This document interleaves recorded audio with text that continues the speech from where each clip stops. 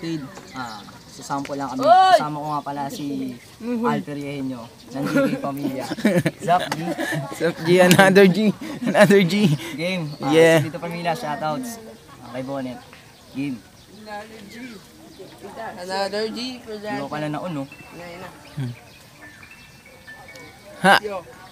Game. Kaya kasi ko na bibitawan. Kung maingay wa. Panira ka.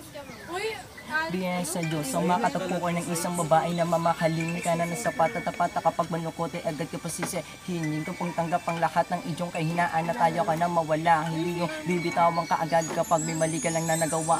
Makadama ng pag-ibig na pagalaan ng kananang iting matamis. Isang gatipan ng dakila ng lumigan na hindi dapat ay pagmalabis ng iba pang alisan na patalambing. Wala bunga ng malinisa nga rin di nakadepende sa kung ano ang maaari sukli sa laanan ng dami ng dumating. Araw ko saan sa isa't isa ay masasabi hindi na kaya pa mawala sa ating tabi dahil wala nakakapatingin sa iba na manangin sa pagkakataon po kung sa iyo ay napus nilang pagmamahal na malaman mo kung siya kabiyak mo na dapat makaisidilip sa tulad na may kapal. Habang buhay. Yeah.